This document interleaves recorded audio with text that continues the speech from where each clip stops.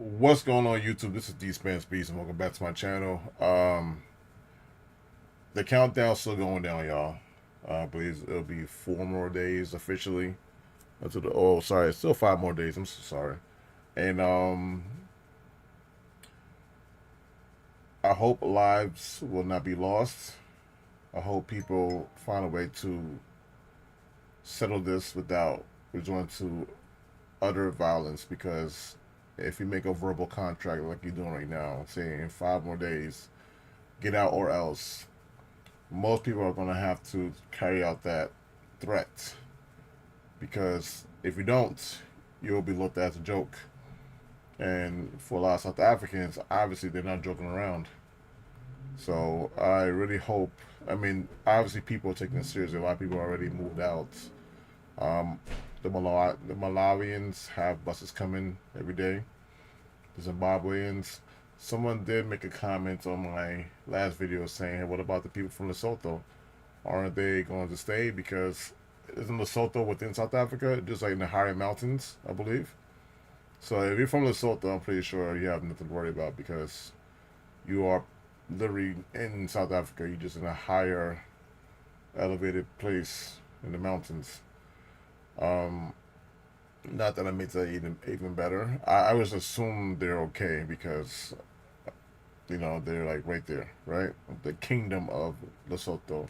Is it Besotho or Lesotho? I call it Lesotho, but I know sometimes I keep seeing Besotho. Very familiar with that community. I've actually met some already in Connecticut. I was supposed to go DJ events up there, and when I got there, they were playing no music from Lesotho. They were playing South African house. But yeah, let's see what's going on. Again, we got 5 more days. Let's see what's going on. And by the way, I'm actually DJing an event this Sunday because South Africa is going against Canada. So I have the honor of playing some real South African music with real South Africans. Now, if you don't know anything about South Africans, the older generation, they play something they call it jazz. In American pop culture, we call that just pop music, like Whitney Houston, Michael Jackson. They call it jazz, and I still don't know why. It's so confusing when I first heard it. What do you mean jazz? This is a party. But I get to play Kwaito. I'm a big Kwaito fan. If you don't know what Kwaito is, Kwaito, type it in. You see it for yourself. Big Kwaito fan. But I understand because people don't care about that. They care about what they see in the headlines. So they're seeing that South Africans are being mean, being angry. Again, I do not believe South Africans just woke up angry one day. It's been a long time brewing. I've seen a video where I see how disrespectful the people who are there to work are becoming. They're sheltered, so they feel like they can't be touched. They taunt the locals are just not having it. Most people call it extreme. I call it brave for a whole country to say, no, we're going to stick together for this one moment. I'm hearing it's not just the country, it's actually just one specific tribe. I would assume Zulus. I might be wrong about that. Again, I might be wrong about that. I'm just going from what I've seen people wearing, the costumes or the gear. I will say this gear is for a call to arms, I would assume. It's honorable. People still hold on to their tradition. I just don't believe that it's being used in the right way. FIFA promised drama, and we've seen drama, all right, off the pitch and plenty of it on it. An unlikely result, and one that has shaken the footballing world. South Africa, a team that had not even qualified for the last 3 World Cups, a team that nearly missed this tournament altogether, has just qualified for the knockout stages for the first time in its history. Bafana have done the unthinkable. They have stunned South Korea. They have silenced critics, and they have written one of the most remarkable chapters of this tournament. But to understand why this is so special, you have to understand just how badly things started for them. From visa drama to Africa backlash. They went through all of it. Right now, South Africa, in many people's eyes, they're looked down upon because of what's going on. Again, for one, if you look at this channel and the channel starts to grow, I am a free thinker. I know how to take my position and put it on the other side. So what does that mean? It's easy to jump on the bandwagon. It's easy to say, South Africans are just cruel people. F them. It's easy. But it takes someone like me to say, hey, look, let me see things from their side. Okay? I'm not trying to play devil's advocate. I'm not trying to say, yeah, my opinion is better than yours. I'm simply saying I do enjoy learning different perspectives because, believe it or not, some people feel 100% justified what they do what they're doing. Now, there are some people who are like, yeah, you know, I was wrong. Yeah, I just got a little bit angry. I'm being petty. That exists too. But there's people out there who, if you just listen to them and see it from their side, you'd be like, okay, oh, I see. Oh, I get it now. I hate bandwagons. Okay, I just hate it. And I always want to see why people do what they do. And you'd be so surprised if you just listen to them. You'll be so surprised if you could just see what they see.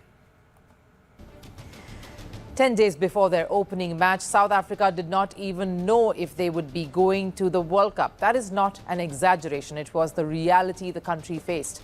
Visa delays, administrative failures, travel uncertainty all contributed to South Africa's anxiety. While other teams were finalizing their tactics, their strategy, South Africa was still trying to figure out whether they would board that plane. Their preparations were in chaos. Their World Cup was falling apart before it had even begun. And when they finally arrived in North America, you could tell it. The opening match against Mexico was a disaster.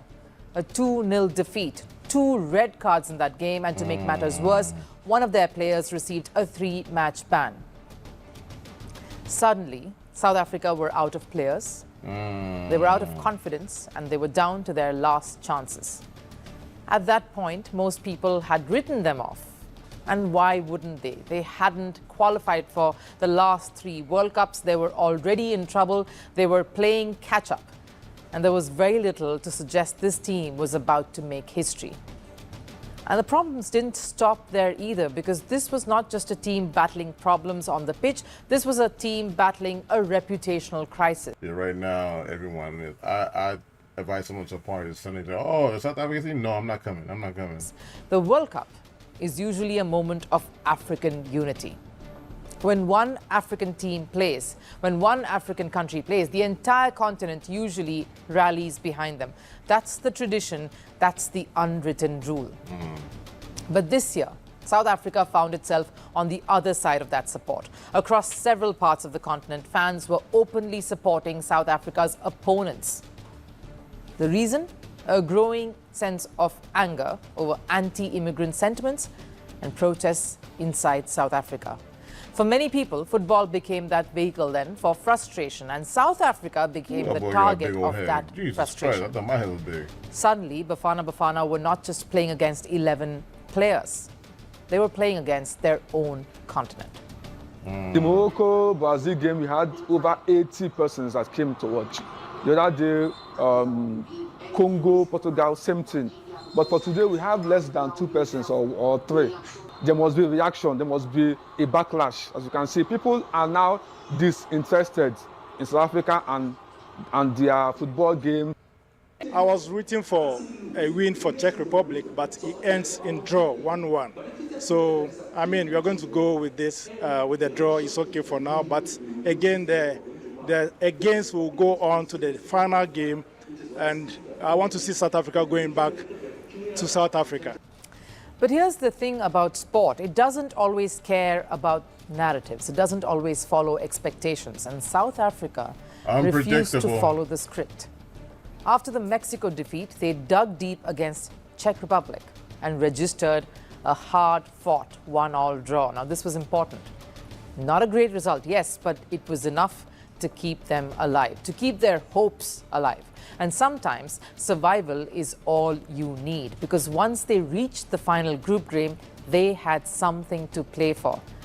A moment to etch their name in history books, a place in the knockouts, a chance to surprise the world.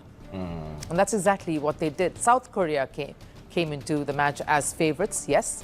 They had more experience, there was more expectation of them, and more star power in the ranks. But South Africa, they played like a team that knew this was their moment to shine.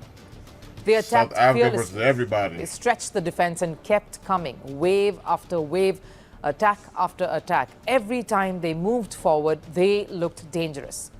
Yes, South Korea helped them as well a bit.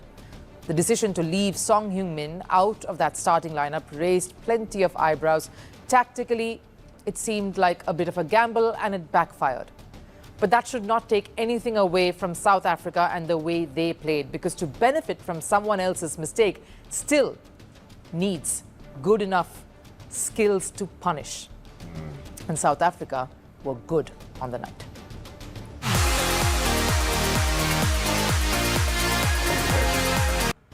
The World Cup has given us several fairy tales already. Bosnia and Herzegovina reaching the knockouts, Cape Verde standing on the cusp of history, underdogs refusing to know their place. But South Africa's story feels just a little different, because this is not just a footballing comeback. It is a mental comeback, a story of resilience, of refusing to accept defeat before the tournament even started.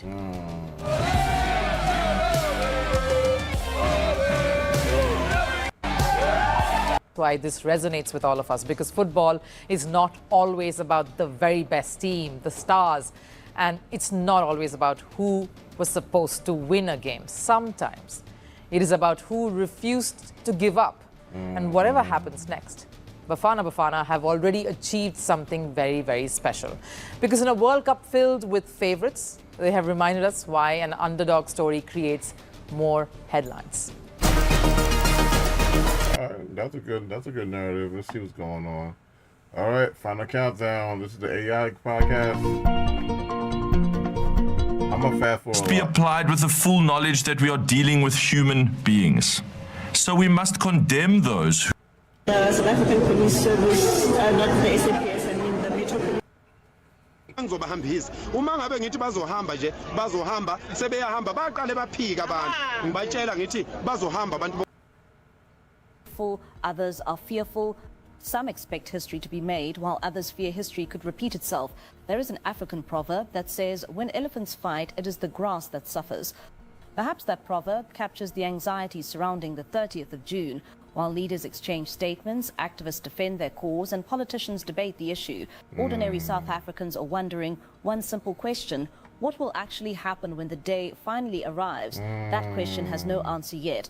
What is clear, however, is that every passing hour brings another voice into the conversation. We have heard from protesters, political leaders, government officials, law enforcement, community activists, and the organizers themselves. Each voice is about undocumented immigration.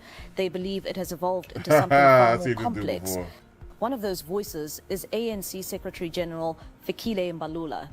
Speaking during the high-level stakeholder summit, he argued that while immigration enforcement remains necessary, the responsibility belongs to the democratic state, not to political movements or public mobilization. He further warned that certain... the big guy, this one dude, okay, can I make sure you guys don't see me? Yo, if this page blow up, it's gonna be different, but right now I get away with this shit. Alright, so boom. I gotta go to Instagram. This dude, he's one of my favorite content. I hate him, I love him. He pisses me off. Sometimes he's way off, sometimes he's right. Man, let's see this going. Let's see what's going on with this one. Yeah, can y'all see this? Oh shit. It's all good though. It's all good. Y'all ain't see nothing. Y'all see nothing.